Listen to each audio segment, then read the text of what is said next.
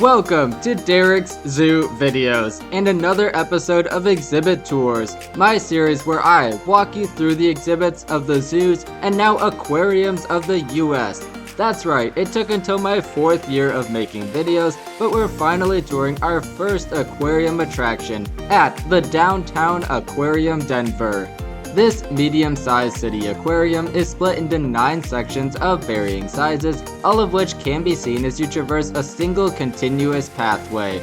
Your day at the aquarium begins in the North American wilderness, home to otters that I didn't see, as well as a massive alligator snapping turtle and native fish of the continent's lakes and rivers.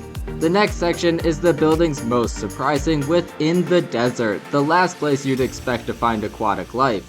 From there, you journey under the sea with rays, eels, and more. After a quick stop at the wharf, you reach one of the aquarium's largest sections and the focus of today's episode, the Rainforest, where we'll meet fish and a few reptiles of the world's rainforest regions, as well as one big surprise along the way. So, let's begin.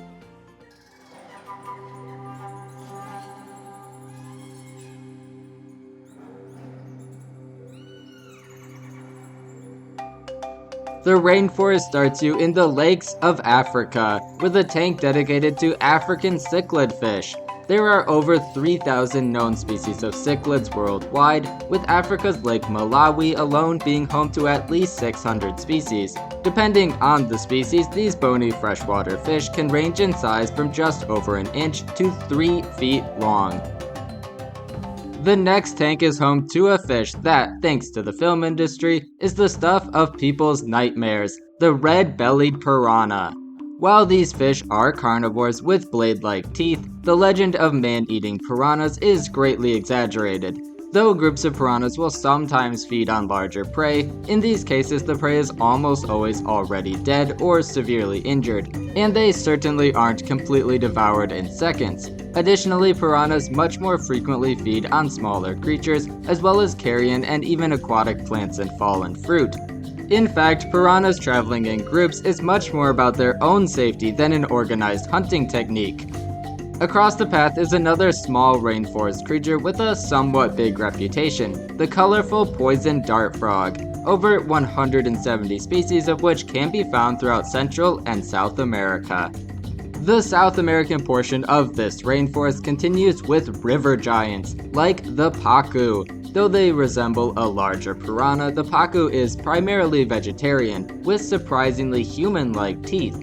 These massive fish can live up to 25 years in human care, and they never stop growing, reaching weights of up to 55 pounds. The Arowana can grow to 4 feet long, and are known for their impressive ability to leap out of the water to catch prey. Paralleling the South American river giants on the opposite side of the path are Asian river giants. Asian arowanas are slightly smaller than their silver cousins, usually maxing out at 3 feet in length, and come in several striking colors. The Barramundi is a true giant growing to nearly 6 feet long. Like clownfish, Barramundi are hermaphrodites, meaning that they start life as male, but may transition to female as they grow larger. Despite their somewhat imposing expression, the giant Gourami feeds mostly on vegetation. In fact, they play an important role in their native ecosystems, keeping underwater weeds and algae under control. Switching sides of the path again is a tall tank built into the rock for the Weber's Sailfin lizard, named in honor of German-Dutch zoologist Max Wilhelm Karl Weber, and for its iconic sail-like dorsal fin. This large lizard is found only on 2 of the Maluku Islands in Indonesia. Past the lizards are large glass windows that look up a rocky slope, home to something unexpected, but we'll hold off on that reveal for just a moment to check out what lies across from them, which is a tank for rainbowfish, a group of fish with over 50 known species, characterized by their vibrant colors, especially on the males, and which for some species can fluctuate depending on their mood, environment, or during the breeding season. The next tank that I apparently forgot to film spotlights river turtles of Asia and Australia, like the fly river turtle, also called the pig-nosed turtle, who, like softshells, have a leathery skin that covers their shell. The painted terrapin shows interesting sexual dimorphism in the breeding season when the male's head turns white except for a red streak between the eyes. The endangered spotted pond turtle is aptly named and noteworthy for its ability to survive in many diverse habitats. Australian short-necked turtles contrast the long necks of the side-necked turtles with which they share Australia's waterways. You're offered more varied views of the large rocky habitat, including from an elevated platform, which is where I was able to get the best look at one of their Sumatran tigers, a critically endangered big cat, just about the last thing you'd expect to find in an aquarium. Though it is subtle to the untrained eye, the Sumatran is distinct from other tigers by their slightly smaller size, darker fur, and thinner stripes. Like many rainforest species, they are at risk from deforestation, with just an estimated 400 to 600 remaining only on the island of Sumatra, where they have lost 50% of their remaining forest habitat to plantations since the 1990s. While they are not a typical aquarium species, Sumatran tigers are far from out of their element in the water. In fact, they are strong swimmers aided by the webbing on their paws. They often hunt along rivers and are even known to dive into the water after prey. So perhaps their presence here isn't as surprising as one would think at first, and it certainly makes the Downtown Aquarium Denver unique amongst US aquariums.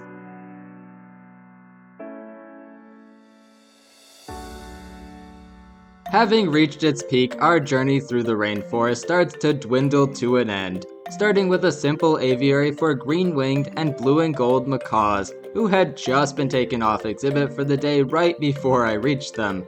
From there, you'll find a variety of smaller tanks as the rainforest starts to blend with the aquarium's next section. You'll find horned frogs, the bizarre upside-down jellyfish, and a tiny, adorable cuttlefish.